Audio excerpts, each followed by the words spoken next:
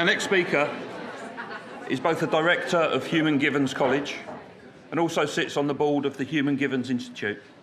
His experience, influence in and knowledge of the field of psychotherapy and counselling is both considerable and extensive. Please warmly welcome Ivan Tyrrell.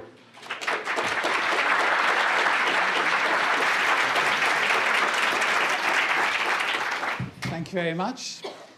Trevor's a hard act to follow, but I'm going to do my best.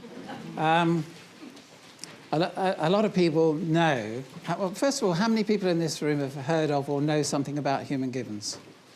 Oh, goodness, I might as well go home. You can all talk to one another and you won't need me, really. When we started this Human Givens, the last time I was here talking in this building was with a chap called Michael Yapko. Some of you would have known Michael. And we put on the first conference about false memory syndrome, which was being caused by therapists and psychotherapists, psychiatrists, some of them, and counsellors and hypnotherapists, generating false memories in people. And it was wrecking families. It was, real abuse in people's lives is dreadful enough, but to create abuse that wasn't there was appalling. And Michael Yapko was very concerned about this, and so was I. So we put the first conference on 21 years ago in this building. I haven't spoken here since. They've not asked me back, but I'm very pleased that you've asked me. Now, both Joe Griffin and I, who started this whole Human Givens movement, did so because of this strange thing. There are hundreds of different models of therapy. Even within hypnotherapy, there's lots of different models, as you all know. And this can't be right. It can't be right at all. There must be a body of knowledge about what human beings are and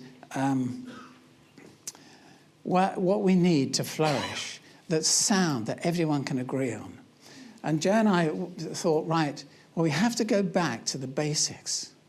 We have to discuss amongst ourselves and look at all the best research to find out what that is. And we came up with something. We decided we didn't want to call ourselves like anything else. I mean, we didn't want to associate ourselves, I'm sorry, but with hypnotherapy, although we use hypnotherapy, as you'll see, very much we use trance states. But there's a good reason for not calling ourselves hypnotherapists, and it's this. And it was told to me by a Cockney street trader friend of mine when I was a young man, and I moved from London down to Brighton to set up a little business, design business as it happens. And he said to me, "What are you going down to Brighton for?" He said, "Half your customers will be fish." And it's the same in therapy. There are lots of people out there who don't understand or like the idea of hypnosis. So why put them off? Because you're absolutely all understand that using trance work is absolutely essential to effective therapy. Absolutely is. And when we're introducing it to clients, we talk about guided imagery or visualization, something that sounds more benign that they can buy into. We never use the term hypnosis, and we encourage all our students not to do that. I'm sorry to start like that, but I think it's necessary. There was quite clearly a need for a large organising idea about what human beings are and what they need and why things go wrong. So we went back to basics and said, well, what is a human being? Well, a human being is a life form, isn't it? Just like an amoeba or a daffodil, we're life forms. And then what is different about a life form and a rock? Well, the difference is a rock will last for millions of years and just slowly decay. But a life form has to take in nutriment, physical nutriment, from the environment to continually maintain itself for as long as it lives. And in human beings and the higher mammals, there's another form of nutriment, which is emotional nutriment. So that's why we said we've got to start with this, organising ideas that bring together all the known knowledge about human beings and what we need to function, and create a pattern in our heads that's more accurate. It's a bigger organising idea. Because the bigger and richer that pattern is, the more effective you're going to be able to tune yourself into reality, not only the reality of your patients, but the reality of being human and your own reality. So that's the value of an organising idea. How much of a reality it reveals. And the human givens approach has made some major discoveries, which you can't really say about other schools of psychotherapy very easily at all. They may introduce new techniques, and they do bits of research and psychological research and sociological and behavioural research. But with all that knowledge, that information, which is very useful, and Trevor indicated some very useful research, which we've also drawn on, that he's been looking at this morning, you need a bigger organising idea to make sense of it all. So the human givens was a phrase that we came up with when we were trying to get this idea across to a group of people. And Joe kept saying, look, it's a given. It's a given that we need attention. It's a given that we need to feel secure. It's a given that we need meaning in our lives. It's a given that we need intimacy and that we need affection and meaning. So when we came out of that meeting, I said, well, why don't we call it the human givens? And it stuck. So that's why you're stuck with it this morning. Sorry, my throat's going. My wife's got a cold and I think I've caught it. So the human givens. So how do we experience these human givens?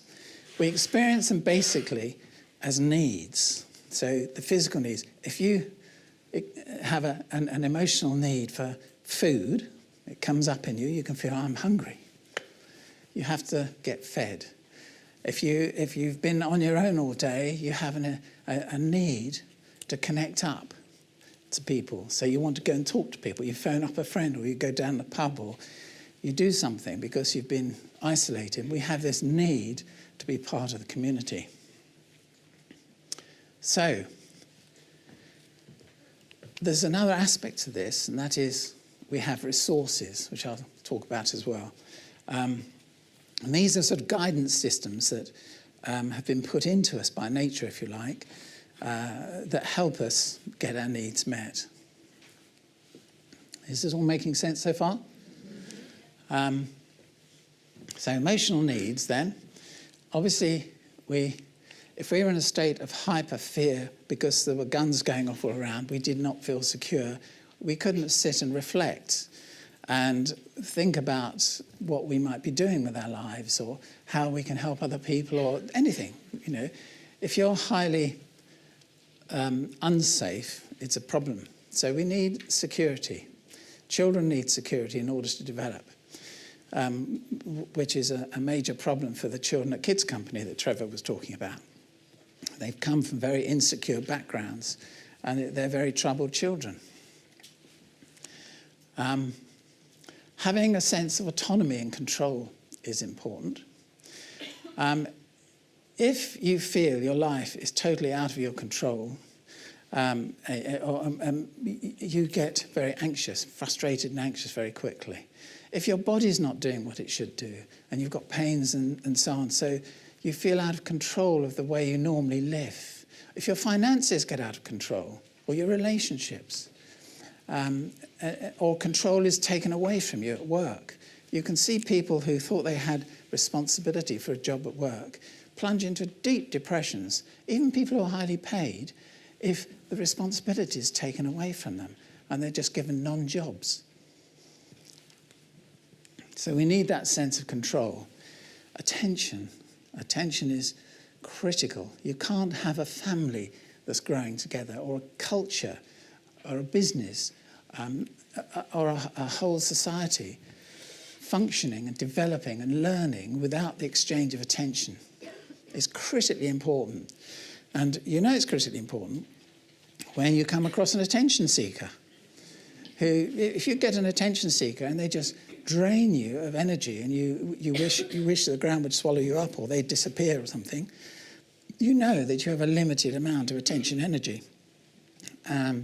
And that they're not taking part in this process, which is attention exchange, giving and receiving attention. So that's important. We need intimacy. We need at least one other person to accept us for who we are, warts and all. And that's critically important. We need to be part of a wider community. And you think, well, if this is an innate need, how did that become encoded in our genes, that we need to be part of the bigger community? But just think about it. Our ancestors, if a little pack of, well, they're quite big actually, hyenas came into this room hungry, they just look at you all and think, oh, lunch. Because how can we defend ourselves as individuals against a hyena that's got claws and teeth and thick fur that you can't penetrate with your fingernails to defend yourself? The way we survived back then was in packs, like packs of baboons. And then we could shout and holler, and to a simpler creature appear to be a larger animal that was throwing things at it and so on. So gradually, if we were to be successful, we had to adapt to living in groups. And if you're rejected from a group, any group, I'll give you an example. If you see a child in a playground and the other kids suddenly ostracize him and won't play with him, that child, your heart goes out to, doesn't it? And you say, if you're a decent, kind parent or teacher, you say, oh, come on, let him join in your games. Let him join in the games. Because you can see he's mortified. Because instinctively, he feels he's about to be eaten by hyenas. He's been rejected from the group. Because that's what would have happened. You couldn't survive on the savannas with lions and hyenas and jackals and all prairie dogs or whatever, these creatures that come and hunt individual fleshy mortals like us. So we need to be part of that community. And part of that is that you need a certain degree of status in any community you're in. It doesn't mean to say you have to be top dog, but you have to be valued in some way. So, for example, you might think about a school that the top dog is the head teacher or headmaster or headmistress. But no, if you're the cleaner and you're valued for your work and consulted in it by everybody and respected for what you do, you have status. That's all that matters, that you have status and are valued for what you do. And you can see that the same thing applies, because if people value you, you don't fear that you're going to be kicked out and eaten by hyenas. The brain evolved, this amazing brain of ours, to learn and to achieve and develop skills. And we know, working with people who suffer from so-called low self-esteem, I loathe the word self-esteem, came in from America, people said, oh, they've got to have self-esteem, boost their self-esteem, do courses on it. When children just turn up at school, you give them a flower and a clap. But they haven't put any effort. You shouldn't give people praise or rewards unless they put in an effort first. And so combating people who do feel that they're rubbish because they're conditioning and so on, and are manifesting what is called low self-esteem, the antidote to that is to teach them something, a skill that they never ever thought they could do, like teach them how to ride a horse or canoe. That's why they're taking these poor undernourished kids out into the countryside on these adventure holidays is so good, because they start walking tall again and think, gosh, I rode that horse. I canoed down a river. This is fantastic for them. But we have to achieve and be competent in every field of action. Throughout our lives, we have to get better and better and better, whether it's doing therapy or painting, like Trevor was talking about, whatever. You have this need. Your brain needs to achieve things if you're going to be sane. We also need, as well as being part of community, the ability to reflect about our lives and consolidate the daily experiences. So you need to be able to go away on your own for a little bit from time to time. And last but not least, we have a need for meaning. And it's meaning, of course, that makes suffering tolerable. If our lives aren't meaningful, what do people do? They very often kill themselves. commit suicide because they feel their life has got no meaning in it. So we get our need for meaning in one of three ways, or combination of these three ways.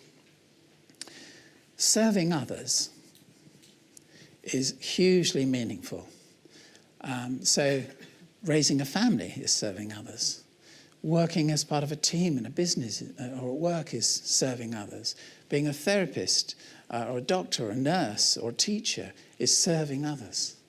So we get a need for meaning. We're even getting up in the morning if we're serving others. The second is learning. If you really want to master a skill, it doesn't matter what it is. It could be dancing, sport, learning a language, or getting interested in some academic area, or improving your abilities in your chosen profession. Learning is intrinsically meaningful for human beings. And thirdly, people get a need for meaning by feeling associated with something bigger than themselves, which might be in politics or philosophy or religion or spirituality, which is obviously not the same as religion, but some sort of a connection with something much bigger than themselves. So that's intrinsically meaningful for a lot of people. So when you're gathering information about your client, it follows, doesn't it, that they're there because there's some innate needs not being met in their lives, and they don't understand it. So you have to, in your discussions, in your information gathering, find out what it might be. So this is the fundamental principle. A person cannot develop a mental illness if they're getting their innate emotional needs met in balanced ways.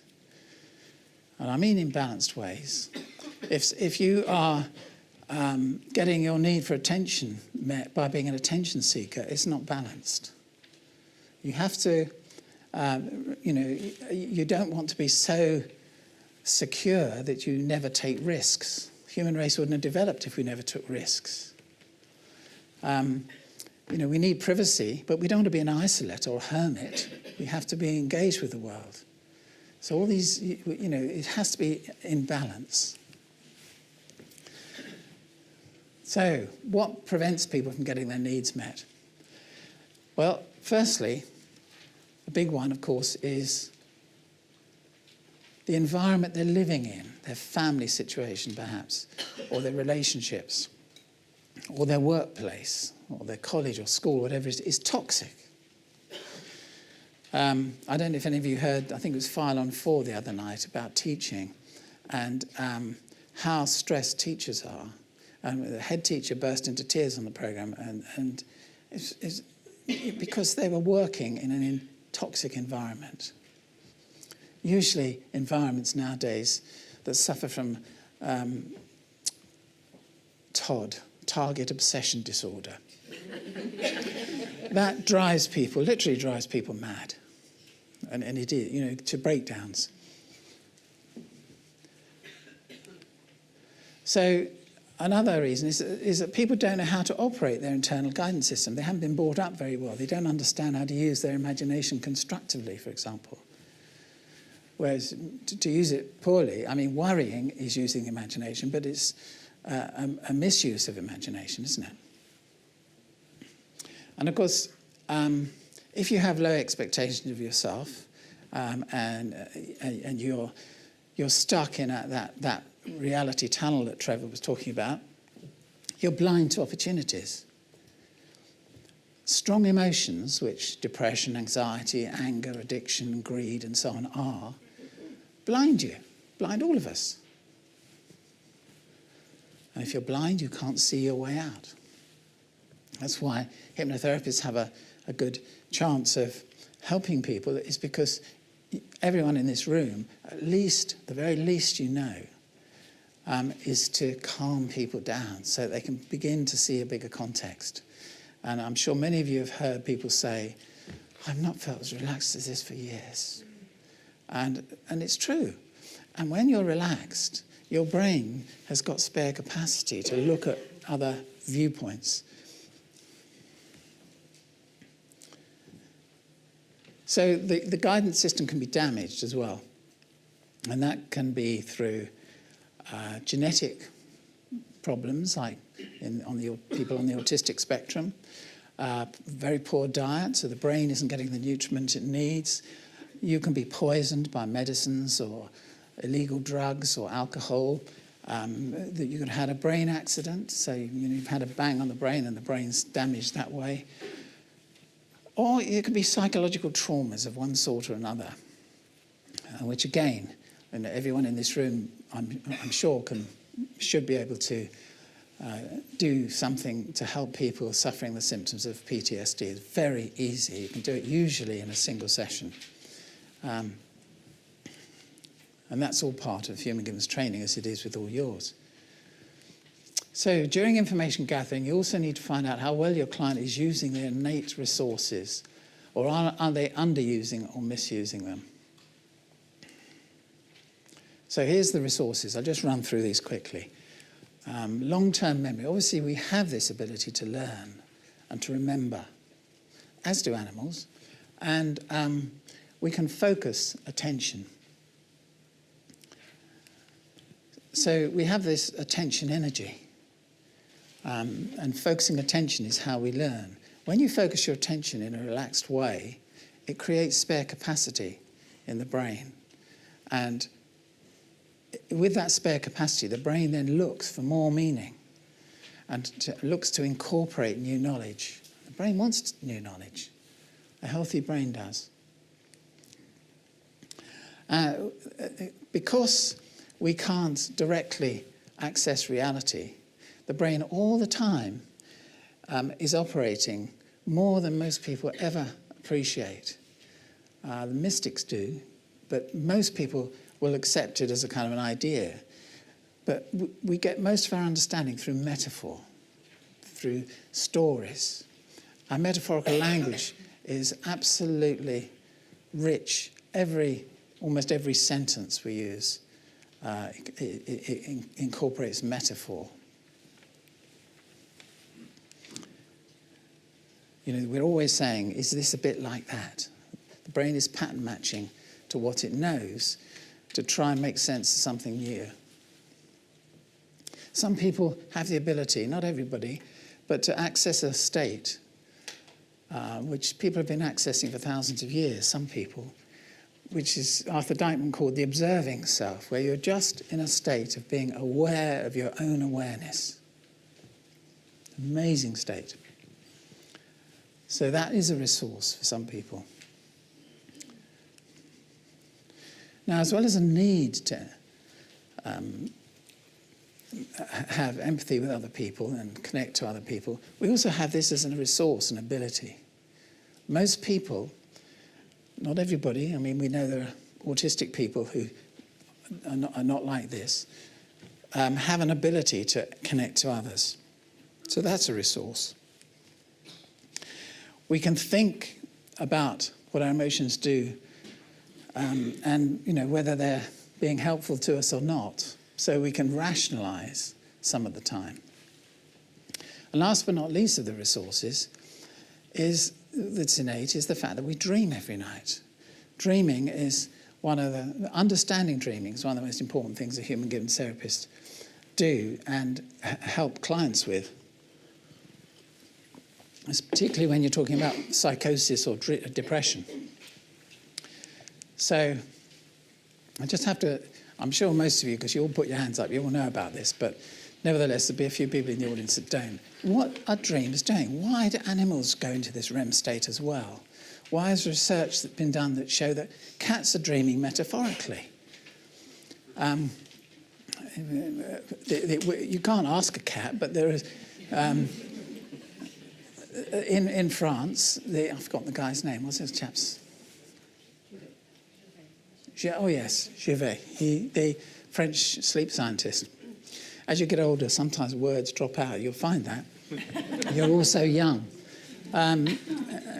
He discovered, Michel Gervais discovered that cats, when you ablate that part of the brain that causes the paralysis in REM sleep, that you've all experienced every night, even if you can't remember it.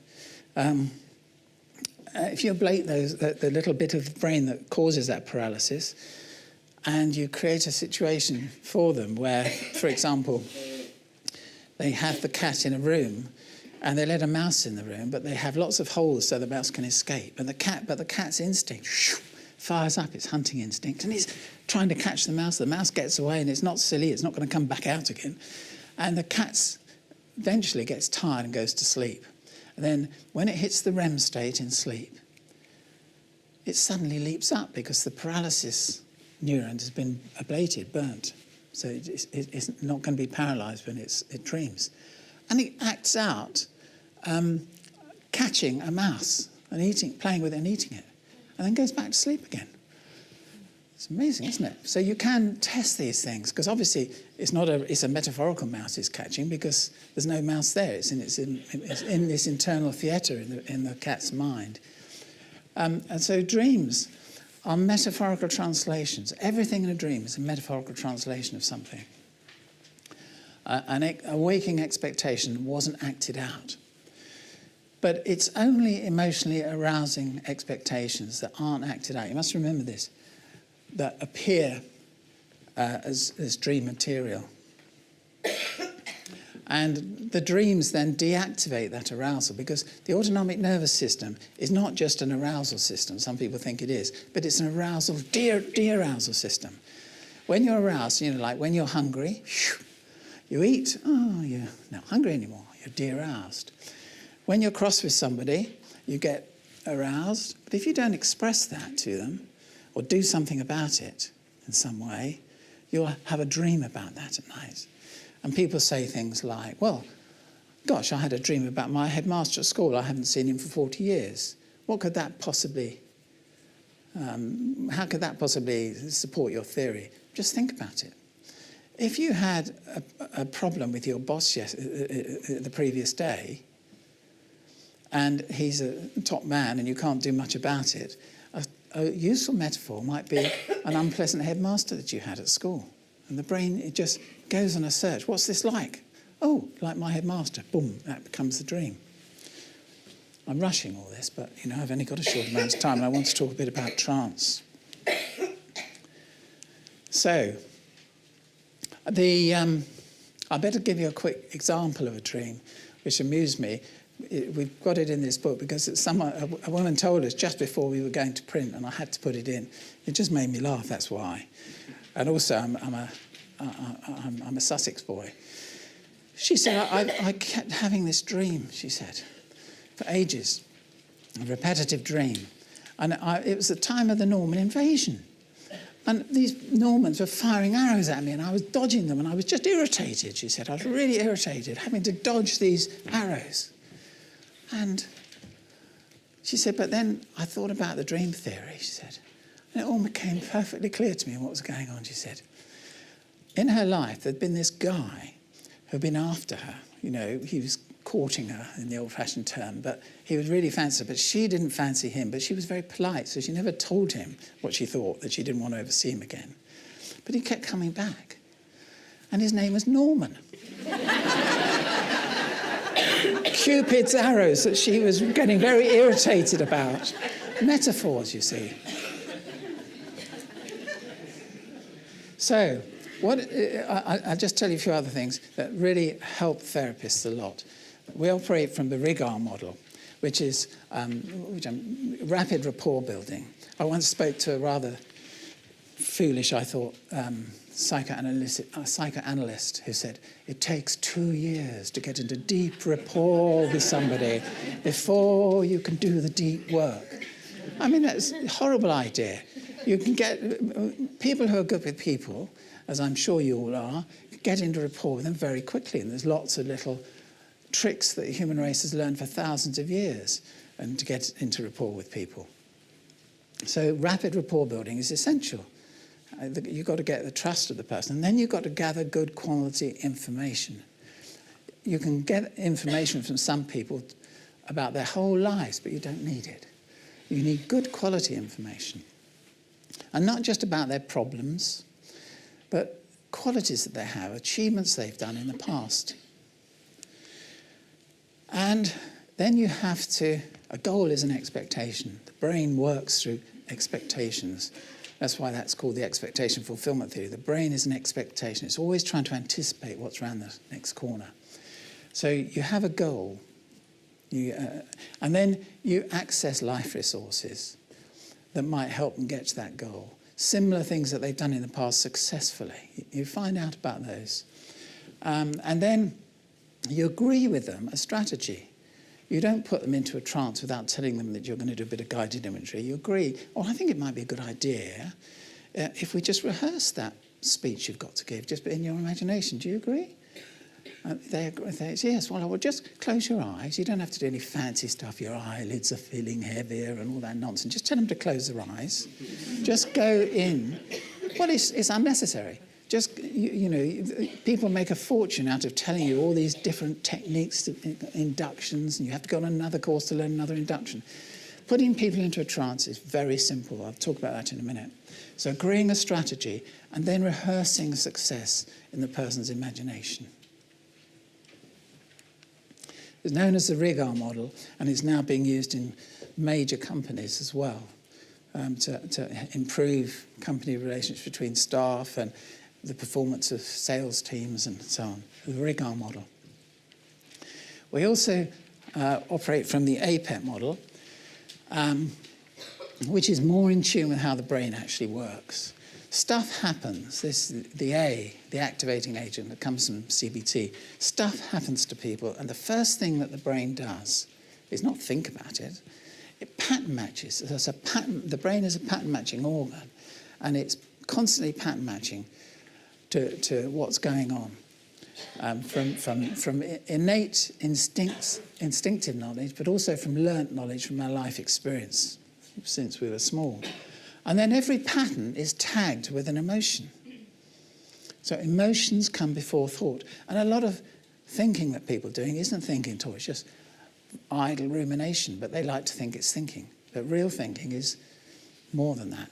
So we operate from and study brain science. So this is in tune with brain science, and it means that a therapist has got several avenues of approach. You can work on the activating agent. If someone's being bullied, you say, well, you've got to get out of that situation. You've got to do something about it. You've got to do something about the management of that company or leave or something. So do something about the activating agent. You can calm people down so that they can think. So you relax people, that's the E. But you can do an awful lot with the pattern matching. For example, if they're pattern matching to traumatic events, you de-traumatize them, which, as you all know, you can do very easily.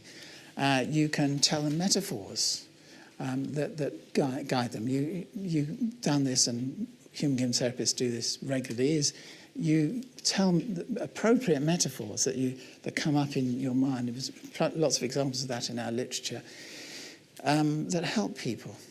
So that's affecting the pattern in the brain with a new pattern.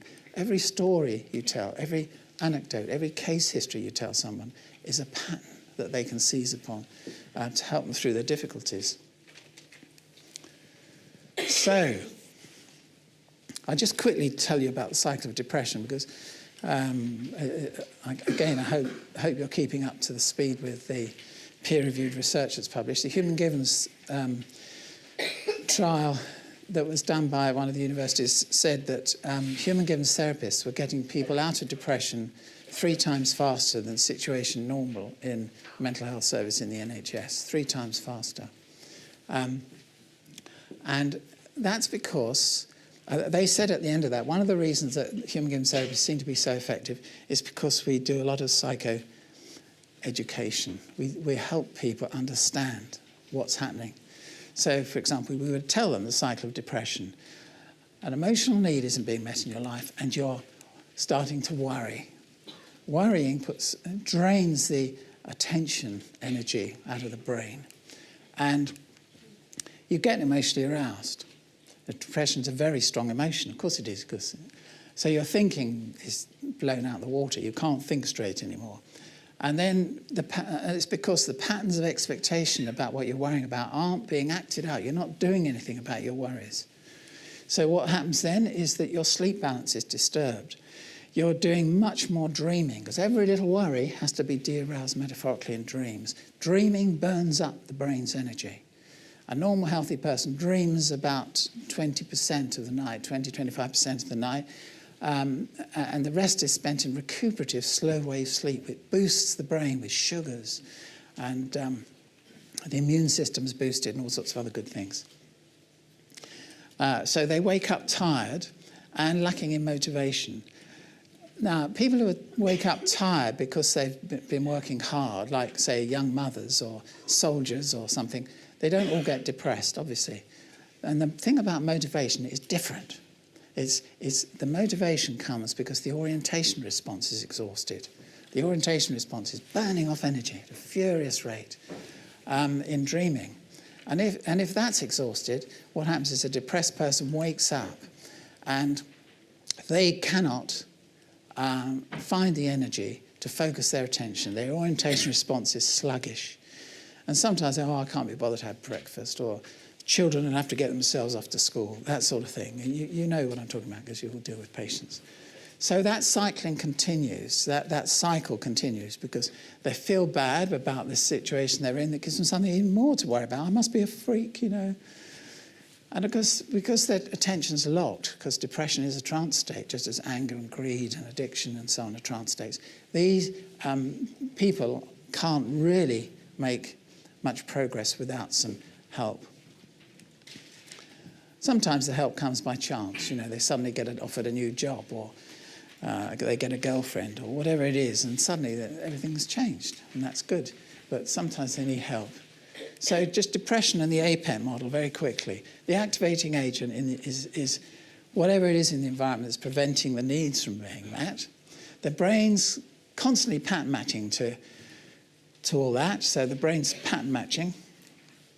And the emotional arousal locks their attention.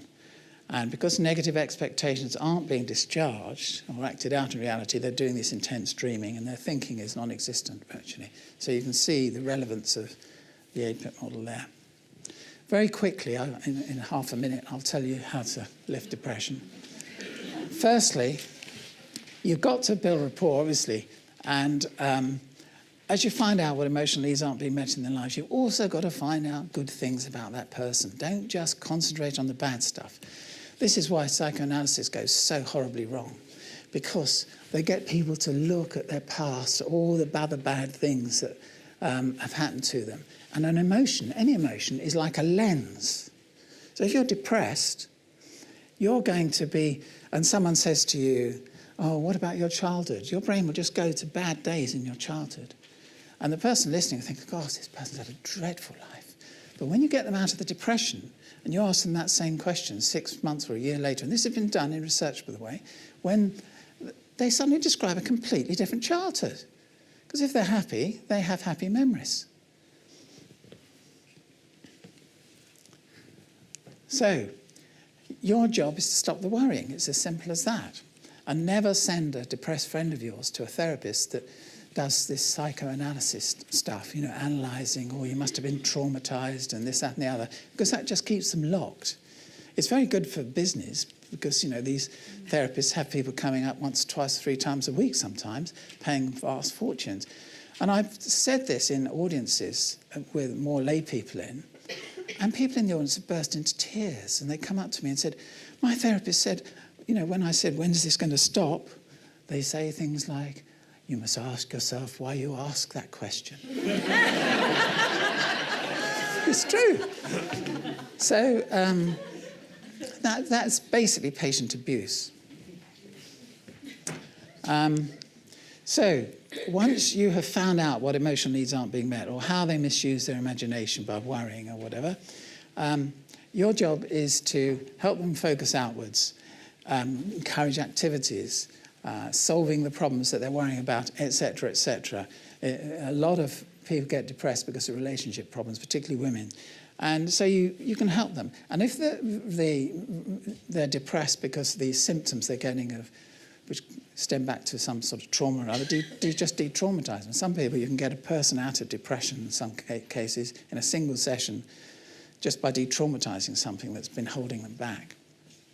But apart from the de-traumatising bit here, apart from that, all that is what their best friends would tell them.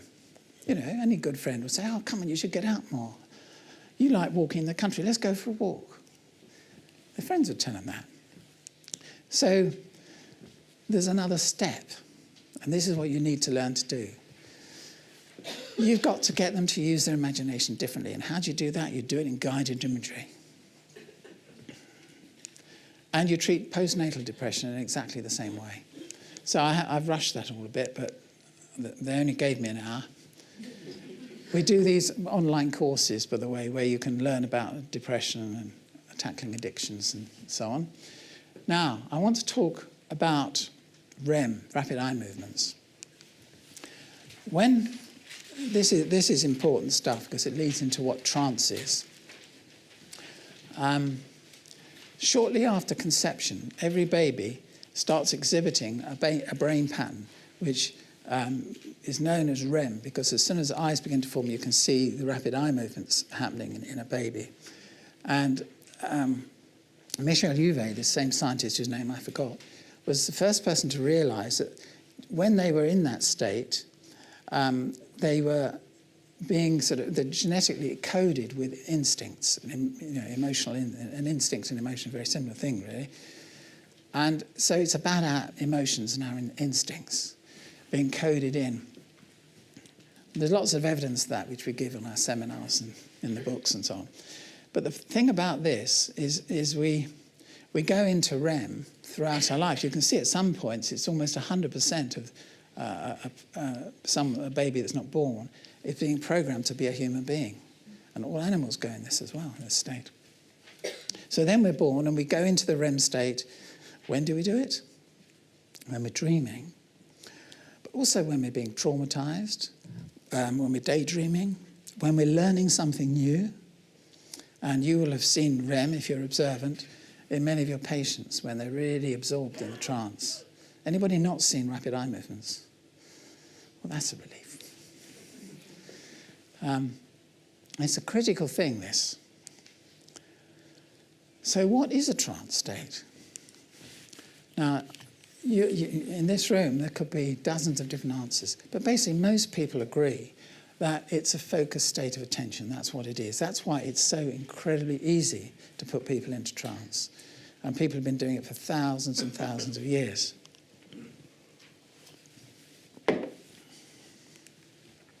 So anyone who can focus their attention, who has a good imagination or can become emotionally aroused, can be hypnotized. Anyone. Now, some people are harder to access than others, but you've just got to find the right key to unlock that state in them. Hypnosis, then, is simply the art. When you use the word, you should distinguish between hypnosis and hypnotherapy. Hypnosis, all it is any artificial way of getting someone into trance. That's what hypnosis is. Hypnosis is not therapy. It's a tool within which you can do all sorts of things, like you can do storytelling. You can read a book by going into a reading trance. You can do therapy with somebody when they're in a trance. You can do all sorts of things. So anything that artificially gets people into a trance is hypnosis. And that's why hypnosis appears mysterious to people. People go into trance when they're dancing, when they're listening to drumming, when they're listening to a brilliant orator, which I'm not, but they can because you're all wide awake, aren't you? But it's the three most basic trance states we go in, all of us, and that we share with animals, are dreaming. Obviously, that's the deepest trance state that you should go in. Becoming highly emotional, highly angry, greedy, depressed, anxious. They're all trance states. And a learning trance. So they're the three main areas of trance that you go into. So how can we explain this? Scientists and psychologists research this, and they say things. I've read articles in the New Scientist and so on. There's no satisfactory explanation. Well, actually, there is now, but they haven't found one. And they say things like, there's no such thing as hypnosis. Well, hold on a minute. When I was 15, I had an operation under hypnosis. My arm was badly smashed, bits of bone sticking out. And there was no anaesthetist, and the surgeon said, "Can I hypnotise you?" And he got out his fob watch and just did that. This was St Helier Hospital in South London. And he got to work on it. And he said, "Do you want to watch or do you want to close your eyes?" And I said, "Well, I've never seen my bones before." So I watched. I think I'd be too squeamish to do it now, but I was 15 at the time. And that got me interested in how the mind works. And what I now know, and I didn't know then, is that I was already in a trance because I was in shock, having broken a bone. And of course, most of the surgery that's being done on people in hypnotic trance is done when the person's already in a trance. Because if something's seriously wrong with your body, or even if you're worried about having an operation, you go into a trance state. So why is this state that it's so easy to induce and so many people in often apparently contradictory ways so little understood? It's very easy to observe. You all found that after half an hour's tuition and focusing attention, you can put people into trance. It's easy. And yet scientists are still arguing about it. Now, learning involves focusing attention, going into trance. And so what happens when we do that is to learn something and go into that trance, we release attention energy. Obviously, that's why you can't learn when you're exhausted and preoccupied with strong other emotions or problems. But you can learn when that attention energy is released. And when that attention energy is released, the brain literally sort of expands its capacity to take in new information, because the brain's looking for new information to explain something. So going into trance is very profoundly connected to learning.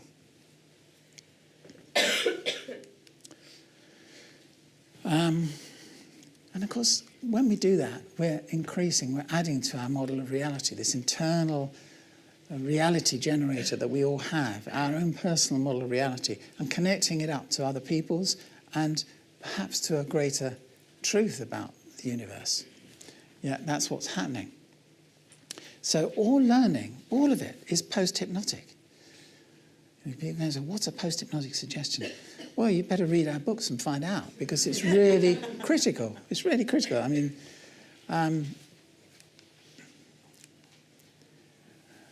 so our definition derives from the expectation fulfillment theory of dreaming. It's, just to remind you, it's any artificial method used to access the programming state of the brain is what hypnosis is. That's all.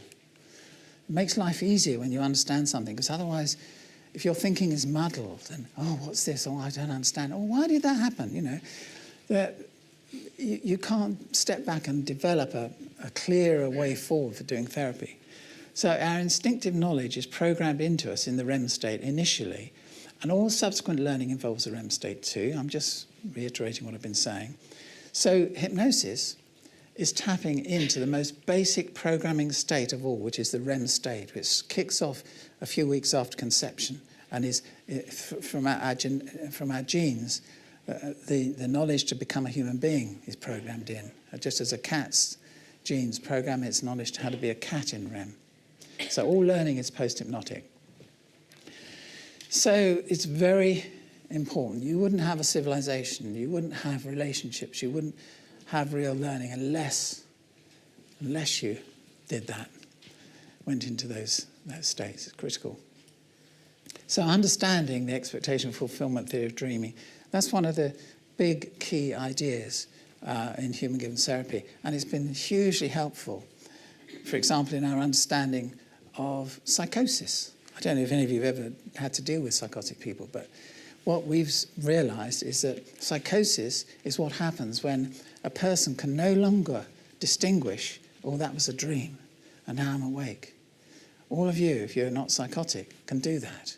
You wake up in the morning, maybe with a fragment of a dream in your head, but then within seconds you realise, "Oh, well, I'm awake now. God, thank God that's only a dream," or, "Oh, that's a shame, I was really enjoying that." But whatever it is, that's the difference. But a psychotic person can't do that. Right. So just very briefly, and then I hope, because we started late, because you're all enjoying our tea break, 5 minutes for questions at the end if there's anyone got anything to say.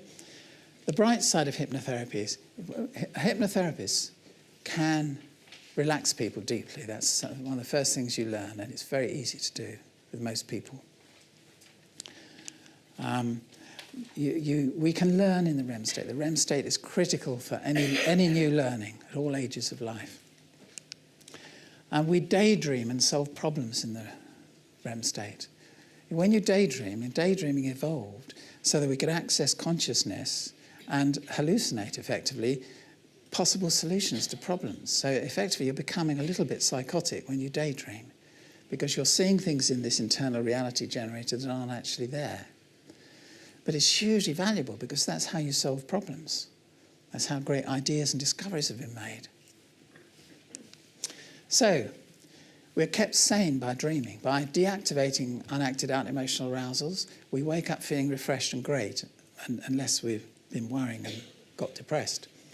So it's keeping us sane. So, the psychosis only happens when that depression and anxiety build up to such an extent that it fractures the ability of the brain, because we dream in the right hemisphere, and that's when the emotions come up, and the left hemisphere is the side that orders our model of reality and makes sense of it all. So, but when that breaks down, you have psychosis. Obviously, we can be healed of some physiological illnesses using trance. I've certainly done that a number of times with people, a lot of times, and I'm sure some of you have helped people. It's very easy to de-traumatize people in the REM state.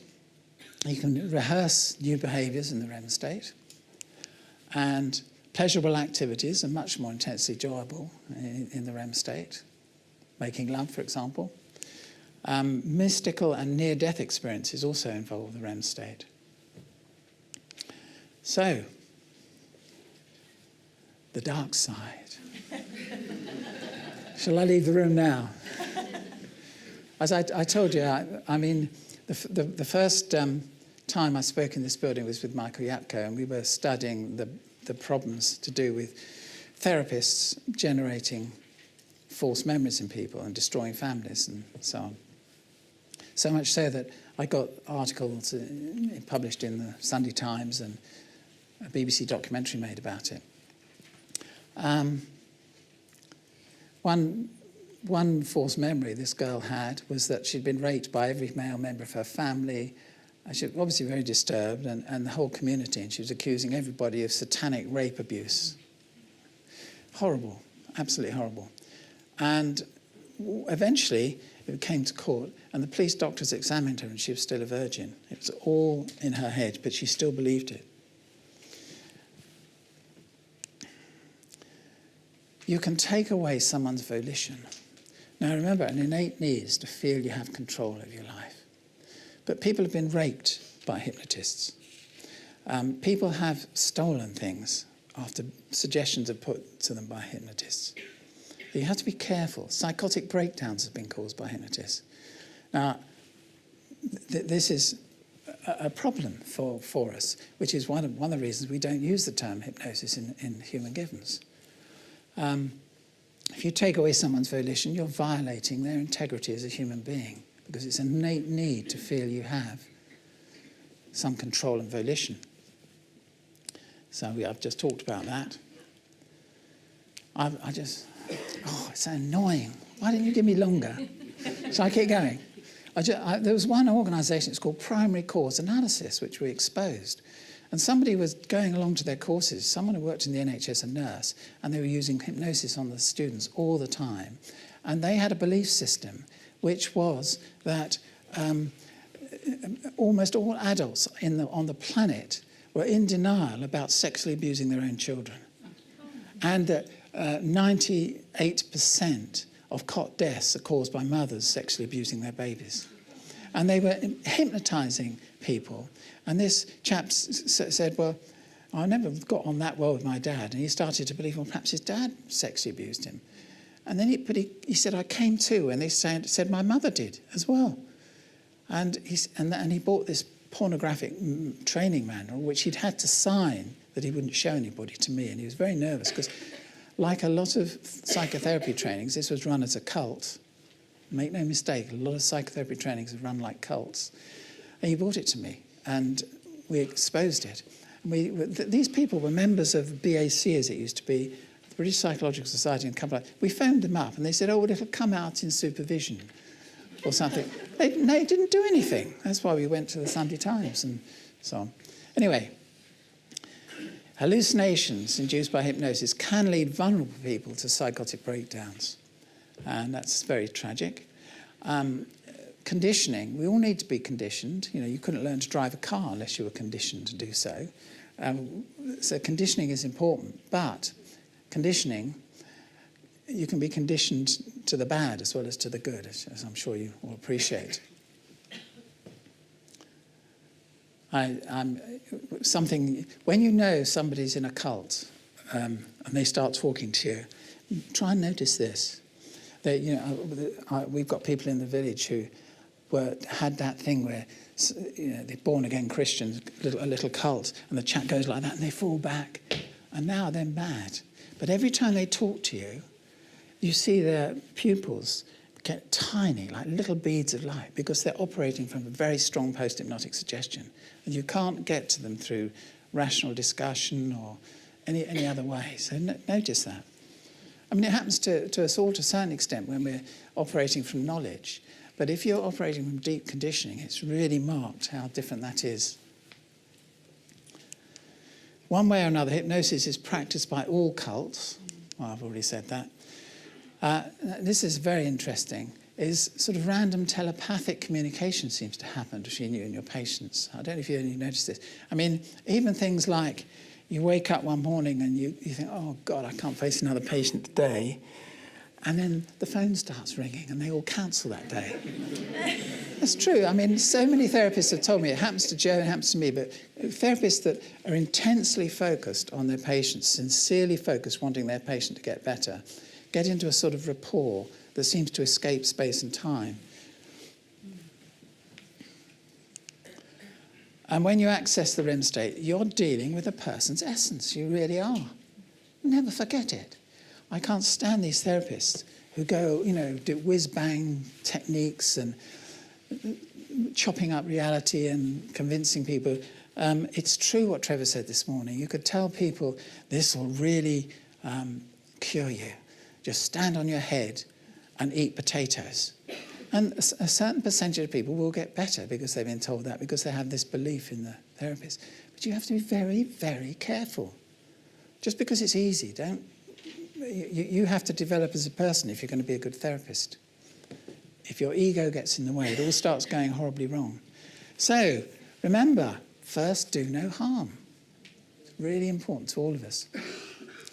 And if you're interested in contacting and finding out more about any ideas I've been talking about, I know what do people do now. They take photographs of these because it's got all the information on there on their mobile phones. I don't think I've got time for questions, have I? Thank you very much. You probably can't hear me. Yep, that's better. Can everyone please put their hands together? Ivan, that was brilliant.